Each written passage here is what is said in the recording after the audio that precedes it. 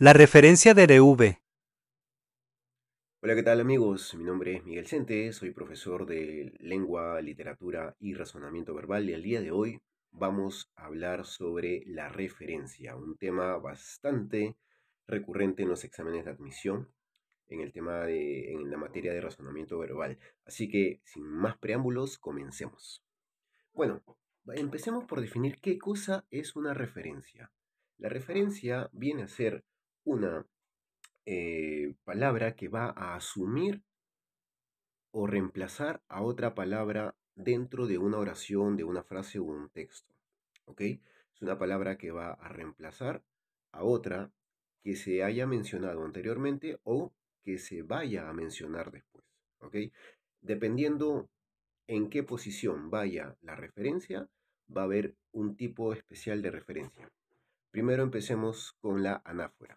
¿Cuándo hablamos de una referencia anáfora? La referencia anáfora se da cuando la palabra que se va a reemplazar va antes de la referencia. Por ejemplo, acá tengo una oración que dice, Carlos estudió mucho. Él ingresó a San Marcos. La palabra él, ¿a quién está haciendo referencia?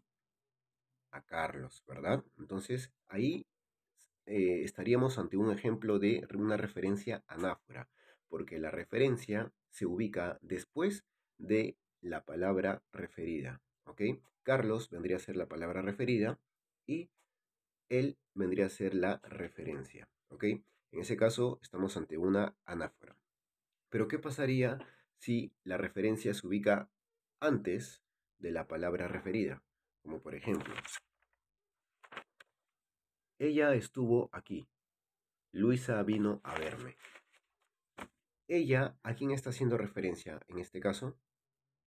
A Luisa. Muy bien. Entonces, como la referencia se ubica antes de la palabra referida, entonces en este caso estamos ante una catáfora. Muy bien. La catáfora es cuando la referencia se va a ubicar antes de la palabra referida. ¿Ok? Entonces, en este caso estamos ante una catáfora. Y bueno, por último, también tenemos otro tipo de referencia llamada elipsis. La elipsis se va a dar cuando se va a omitir un elemento dentro de la oración porque está sobreentendida, ¿no?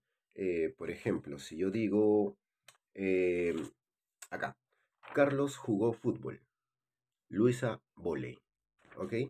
¿Qué estamos omitiendo en esta oración? La palabra jugó, ¿verdad?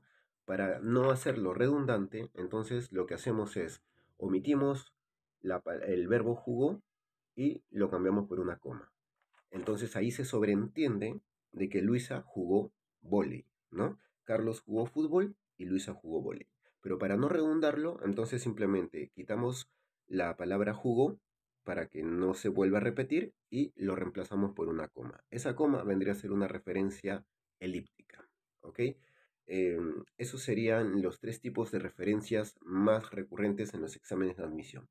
Número uno, la anáfora, se presenta cuando la palabra referida va antes de la referencia, ¿no? Por ejemplo, Carlos jugó fútbol.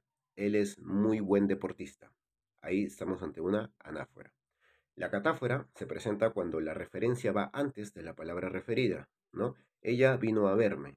Luisa me visitó, ¿no? Entonces ahí la referencia va antes de la palabra referida. Y por último, la elipsis es cuando omitimos un elemento de la oración por sobreentenderse, ¿no?